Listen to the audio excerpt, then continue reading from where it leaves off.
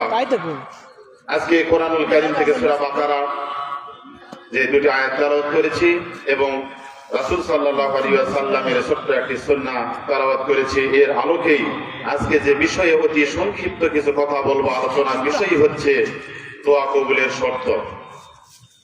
কারণ আমরা অনেকেই 30 বছর যাবৎ সালাত আদায় করি, কেউ 20 বছর যাবৎ সালাত আদায় করি, 50 বছর ভাবে সালাত আদায় করতেছি, কিন্তু দেখা যাচ্ছে যে আমাদের দোয়া কবুল হচ্ছে না। দোয়া কেন কবুল হচ্ছে না? এমনকি মানুষকে দেখা গিয়েছে যে খানায় কাবা ঘর ধরেও তাওয়াফ করে এসেছেন, তারপরও বলছেন আল্লাহ আমার দোয়া কবুল করলো না। তাহলে নিঃসন্দেহে কোনো কারণ রয়েছে কেন আমাদের দোয়া কবুল হচ্ছে না। আজকে সংক্ষিপ্ত আলোচনা থেকে আমরা শুনবো দোয়া কবুলের যে শর্ত রয়েছে, দোয়া কবুলের শর্তাবলী। এই শর্ত মেনে যদি আমরা দোয়া করি, অবশ্যই আল্লাহ রাব্বুল আলামিন আমাদের দোয়াগুলো কবুল করে নেবেন। শর্ত নম্বর এক নম্বর দোয়া কবুলের শর্ত হচ্ছে আকলুল হালাল। হালাল খাদ্য খেতে হবে। আমরা কি আসলে হালাল খাই না হারামের সাথে খাই? আমরা যখন খাই হালালও খাই হারামও খাই। দেখেন কাবার দেওয়াল ধরে যদি আপনি দোয়া করেন তাও কবুল হবে না। কেমনে? আল্লাহ রাসূল সাল্লাল্লাহু আলাইহি ওয়াসাল্লাম সহ একজন সাহাবীরা কাবা তাওয়াফ করতেছেন, একজন সাহাবী এমন ভাবে কান্নাকাটি করতেছে কাবার দেওয়াল থেকে, আর একজন সাহাবী বললেন ইয়া রাসূলুল্লাহ আজকার তাওয়াফের তো সকল সওয়াব উনি নিয়ে গেলেন। আল্লাহ রাসূল সাল্লাল্লাহু আলাইহি ওয়াসাল্লাম বললেন ওয়াকুলুল হারাম ওয়া লিবাসুল হারাম, ওই যা খায় তা হারাম খায়, যে পোশাক পরিধান করে রয়েছে তা হারাম পোশাক পরিধান করে রয়েছে। তার মানে কাবার দেওয়াল ধরে যদি কান্নাকাটি করে তারপর আল্লাহ দোয়া কবুল করবে না। আরেকজন বিশিষ্ট সাহাবী যিনি জিহাদের ময়দানে সর্বপ্রথম তীর নিক্ষেপ করেছিলেন, আপনাদের সকলের নাম জানা আছে, সাদ বিন আবি ওয়াক্কাদ রাদিয়াল্লাহু তাআলা। এই সাদ ইবনে আবি ওয়াক্কাদ রাদিয়াল্লাহু তাআলা আল্লাহ রাসূলকে বলছেন ইয়া রাসূলুল্লাহ আপনি আমার জন্য একটু দোয়া করেন, আল্লাহ রাব্বুল আলামিন যেন আমাকে মুস্তাজাব দোয়া বানিয়ে দেন। আল্লাহ রাসূল সাল্লাল্লাহু আলাইহি ওয়াসাল্লাম বলছেন ও সাদ ইবনে আবি ওয়াক্কাদ, তোমাকে মুস্তাজাব দেওয়ার জন্য আল্লাহ রাব্বুল আলামিনের কাছে দোয়া করতে হবে না। তুমি যা খাবে আকলুল হালাল, তুমি হালাল খাও, আল্লাহ রাব্বুল আলামিন তোমাকে এমনিতে মুস্তাজাব দোয়া বানিয়ে দিবে। বলি সুবহানাল্লাহ। কারণ আল্লাহ রাসূল সাল্লাল্লাহু আলাইহি ওয়াসাল্লাম বলেন ইয়া আইয়ুহান নাস ইন্নাল্লাহা তাইয়্যিব লা ইয়াকবালু তাইয়্যিব। আল্লাহ রাসূল সাল্লাল্লাহু আলাইহি ওয়াসাল্লাম বলেন হে মানব মণ্ডলী, আল্লাহ পবিত্র, তাই তিনি পবিত্র ছাড়া কোনো কিছু গ্রহণ করে না। আল্লাহ রাব্বুল আলামিন এই পৃথিবীতে অগণিত নবী এবং রাসূল প্রেরণ করে আল্লাহ পাক জানায় দিলেন ইয়া আইয়ুহার রাসূল কুলু মিনাত তাইয়্যিবাত। এই পৃথিবীতে যত নবী রাসূল এসেছে তাদের কি কোনো পাপ আছে? তাদের কোনো পাপ নেই। তারপর আল্লাহ রাব্বুল আলামিন জানায় দিলেন ইয়া আইয়ুহার রাসূল কুলু মিনাত তাইয়্যিবাতে, হে রাসূলগণ তোমরা যাও পৃথিবীতে পবিত্র বস্তু খাও। তার মানে ইবাদত কবুল হচ্ছে না, আমাদের দোয়া কবুল হচ্ছে না। 1 নম্বর কারণ হলো আকলুল হালাল, আমাদেরকে হালাল খেতে হবে। 2 নম্বর কারণ কি? 2 নম্বর কারণ হলো আমাদেরকে একমাত্র দোয়া করতে হবে একমাত্র রবের কাছে। বলেন তো তিনার নাম কি? আলহামদুলিল্লাহি রাব্বিল আলামিন। একমাত্র রবের কাছে, একমাত্র রবের কাছে চাইতে হবে, আল্লাহ রাব্বুল আলামিনের কাছে চাইতে হবে। কারণ আল্লাহ পাক পৃথিবীতে পাঠায় বলেছেন ওয়া মা খালাকতুল জিন্না ওয়াল ইনসা ইল্লা লিয়াবুদুন। আর আমরা সেখান আল্লাহর আনুগত্য দাসত্ব ঘোষণা দেওয়ার জন্য যখন আমরা মসজিদে গেলাম, সালাতের নিয়ত করলাম, সালাতের মধ্যে আমরা বলছি ইয়্যাকা না'বুদু ওয়া ইয়্যাকা নাস্তাঈন, আল্লাহ একমাত্র আমরা তোমার ইবাদত করি। যেহেতু তুমি পৃথিবীতে পাঠাইছো ইবাদতের জন্য, তোমার আনুগত্য করার জন্য, আমরা একমাত্র তোমার ইবাদত করি, তোমার ছাড়া অন্য কারো ইবাদত করি না। ওয়া ইয়্যাকা নাস্তাঈন, আল্লাহ একমাত্র তোমারই কাছে সাহায্য চাই, অন্য কারো কাছে সাহায্য চাই না। আল্লাহর দেওয়া নাক এবং কপাল দ্বারা যখন মসজিদে আমি সিজদা করলাম, তারপর এই মানুষটা যদি মসজিদ থেকে বের হয়ে আসার পরে কোনো মাজারে গিয়ে কোনো বাবার কাছে যদি সিজদা করে, তাহলে বলেন দোয়া কি কবুল হবে? কারণ ওকাই করেছে, তখন বিবাহ করেছে কোনো যুবক, আল্লাহ রাব্বুল আলামিন 5 বছর হয়তো সন্তান দেয়নি, ইমানটা পরীক্ষা করছে, শয়তান ধোকা দিয়ে বলছে তুই একটু মাজারে মানত কর, মাজারে সেজদা কর, মাজারওয়ালা সন্তান দিবে। বলি নাউজুবিল্লাহ। বলেন তো মাজারওয়ালা কোন সন্তান দেওয়ার কোন ক্ষমতা আছে? ক্ষমতা নেই। তার মানে দোয়া করতে হবে একমাত্র রব্বুল আলামিনের কাছে। নাম্বার 3, আপনি আমি যে দোয়া করব, দোয়ার উপরে অবশ্যই 3 নাম্বার শর্ত হচ্ছে দোয়ার উপরে আপনাকে অবশ্যই নির্ভর করতে, ভরসা করতে হবে, তাওয়াক্কুল করতে হবে। কেমনে তাওয়াক্কুল করবেন?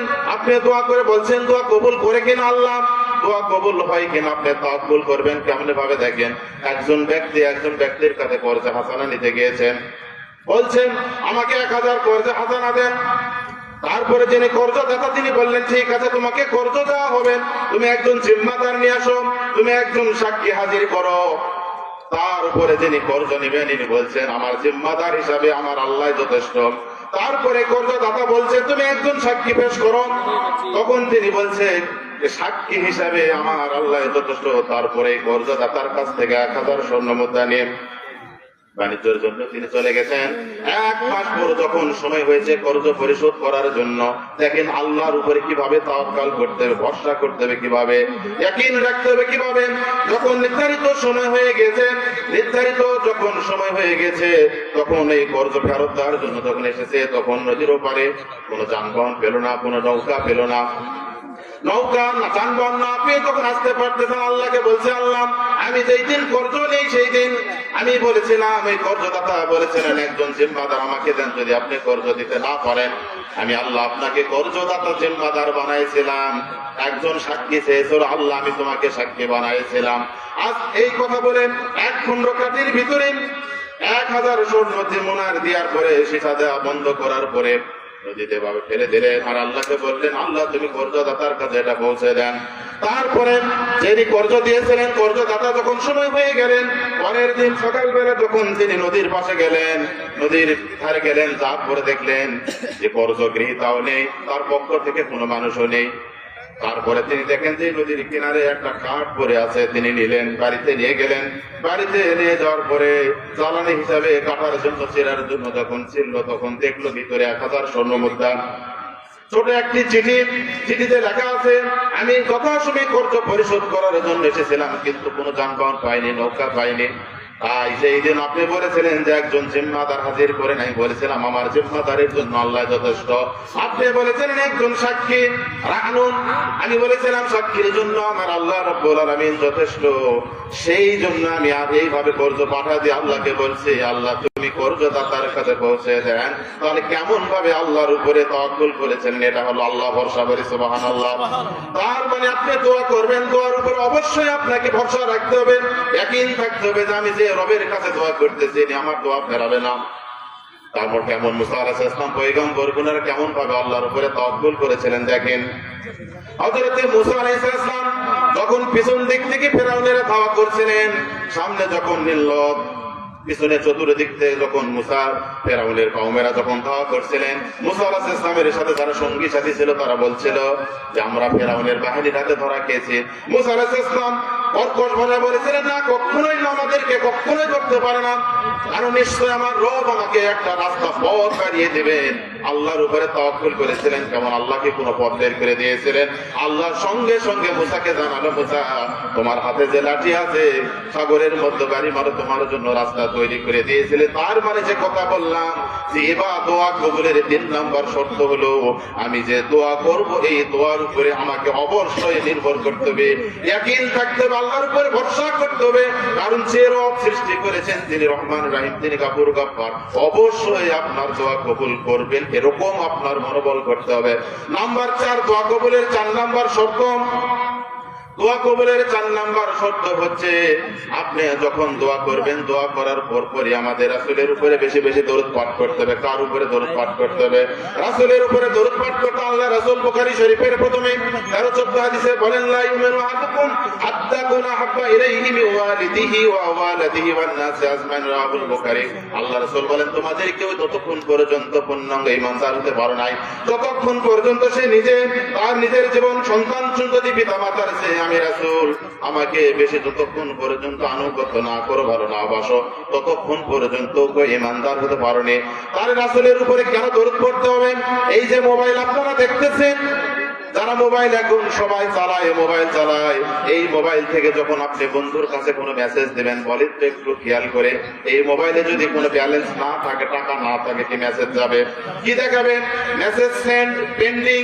তার মানে আপনার মোবাইলে ব্যালেন্স নাই, বন্ধুর কাছে মেসেজ যাচ্ছে না।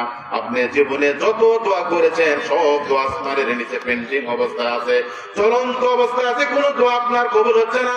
তার মানে আপনি যখনই আল্লাহ আমাদের প্রাণের স্পন্দন জনাবে মুহাম্মদ রাসূলুল্লাহ সাল্লাল্লাহু আলাইহি ওয়াসাল্লামের উপরে আপনি যখন বেশি বেশি দরুদ পাঠ করবেন দোয়ার মতো, আপনি এই দোয়াটা একবারে আরশে আজিমে গিয়ে নক করবে, বলি সুবহানাল্লাহ। তার মানে দোয়া কবুলের 4 নম্বর শর্ত যেটা বললাম, আল্লাহ রাসূলের উপরে বেশি বেশি দরুদ পাঠ করতে হবে। আর এই দরুদ পাঠ করলে আমাদের লাভ না ক্ষতি। আল্লাহ রাসূল সাল্লাল্লাহু আলাইহি ওয়াসাল্লাম বলেন, যে ব্যক্তি আমার উপরে একবার দরুদ পাঠ করবে, তার নাম পিতার নাম সহ আমার রওজায় পৌঁছানো হবে। দরুদ একবার দরুদ যদি কেউ পাঠ করেন, তাহলে সর্বনিম্ন 3টা পুরস্কার পাবে। একটা পুরস্কার হলো তার আমলনামায় 10টি সওয়াব লিখে দেওয়া হবে, তার আমলনামা থেকে 10টি গুনাহ মোচন করে দেওয়া হবে, তার 10টা মর্তবা মর্যাদা বাড়িয়ে দেওয়া হবে, বলি সাল্লাল্লাহু আলাইহি ওয়াসাল্লাম। দোয়া কবুলের শর্তের কথা বলছিলাম। দোয়া কবুলের 5 নাম্বার যে শর্ত, আপনি যেগুলো দোয়া করছি আমরা, দোয়ার সাথে দাওয়া লাগবে। কি লাগবে বলেন তো? খালি যদি দোয়া করি হবে না, দোয়ার সাথে দাওয়া লাগবে। দাওয়া কি জিনিস?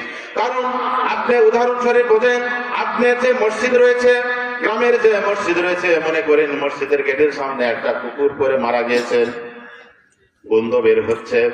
আপনি যদি মসজিদের ঘরে বসে আপনি যদি দোয়া করেন, বলেন তো কুকুর ওখান থেকে সরবে? তার মানে আপনাকে কি করতে হবে?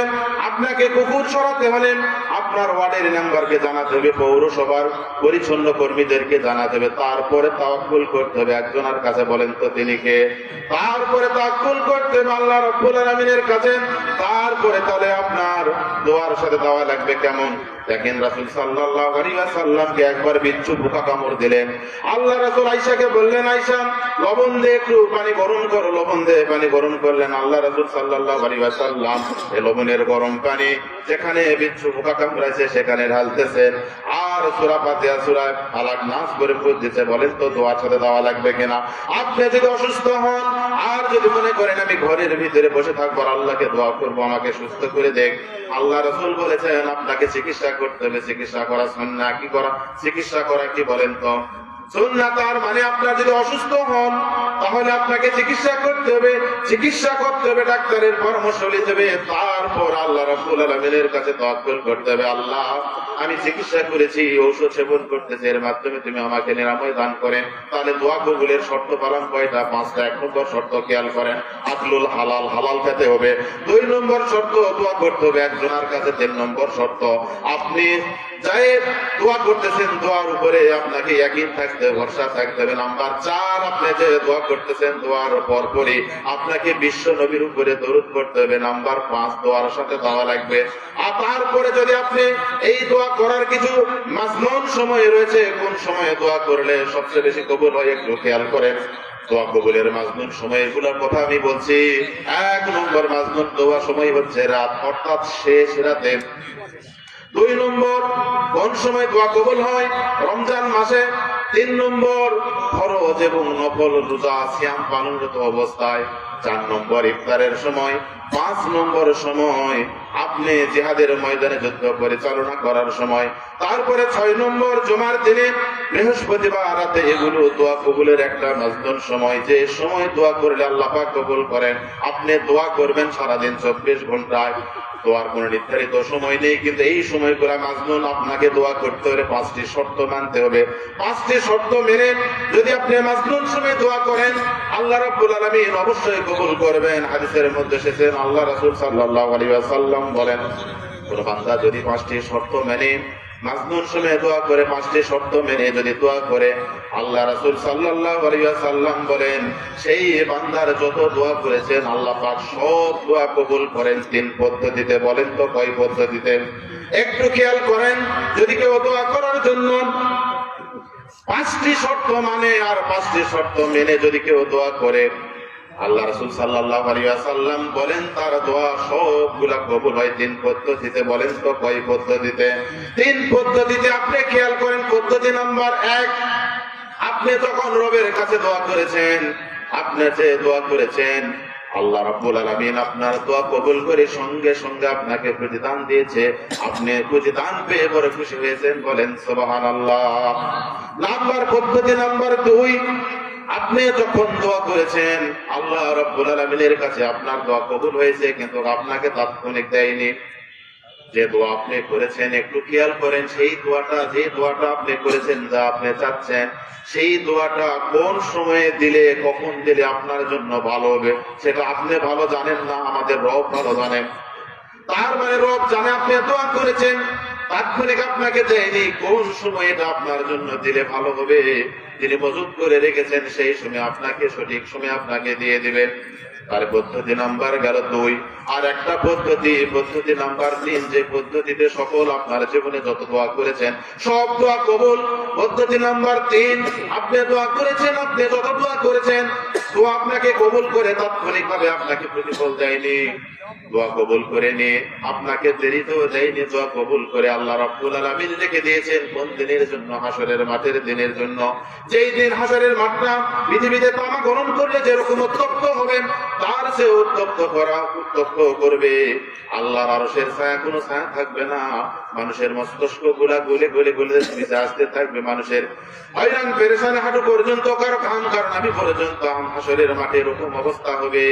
আপনি যে দোয়া করেছেন আল্লাহ রাব্বুল আলামিন তাৎক্ষণিক আপনাকে দেয়নি, দেরিতেও দেয়নি, আপনার জন্য রেখেছে এমন একটি সময় দিবে, যেই সময় কেউ পিতা পুত্রের পরিচয় দিতে যাবে না। কারণ এমন একটি মুসিবতের সময় আপনার আমার সামনে দাঁড়াইবে, পিতা পরিচয় দিতে যাবে না যে আমার দুনিয়াতে সন্তান ছিল, যে সন্তানের জন্য আপনি আমি হারাম ভক্ষণ করতে, এতিমের শখ মারতে এবং নিজের সন্তানকেও ফাঁকি দিয়ে আরেকজনকে দিয়ে হারাম উপার্জন করতে আমি কুণ্ঠাবোধ করতেছিলাম। হাসরের মাঠে একজন পিতাও পরিচয় দিতে যাবে না সন্তানের, সন্তানও পরিচয় দিতে যাবে না পিতার। আল্লাহ রাসূল বলেন যে আপনি দোয়া করেছেন তাৎক্ষণিক আপনাকে দেয়নি, দেরিতেও দেয়নি, আল্লাহ রাব্বুল আলামিন আপনার জন্য রেখে দিয়েছে। আপনাকে সেই হাসরের মাঠে আপনাকে দোয়ার বদলতে আপনাকে বিনা হিসাবে জান্নাতের ফয়সালা করে দিবে, বলি সুবহানাল্লাহ। তার মানে আপনি খেয়াল করেন দোয়া কবুল হলো কয় পদ্ধতিতে?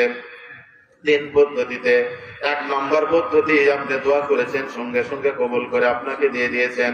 2 নম্বর পদ্ধতি, আপনি দোয়া করেছেন কোন সময় দিলে আপনার জন্য বেশি উপযুক্ত হবে, কোন সময় দিলে আপনার কার্যকর হবে, আল্লাহ রাব্বুল আলামিন সেই সময় আপনাকে দিয়ে দিবেন। 3 নম্বর, আপনি যত দোয়া করেছেন সব দোয়া আপনার জন্য কবুল করে রেখেছেন, যেই সময় আপনার কোনো টাকা পয়সা মানে মুক্তা হীরা মুক্তা কোনো কিছু চলবে না, এমন কঠিন সময় হবে, সেই কঠিন সময়ে আল্লাহ রাব্বুল আলামিন আপনি যে দোয়া করেছেন এই দোয়াগুলা দিয়ে আপনার জীবনটাকে ধন্য করে আল্লাহ পাক আপনাকে জান্নাতে বানাবে, বলি আমিন।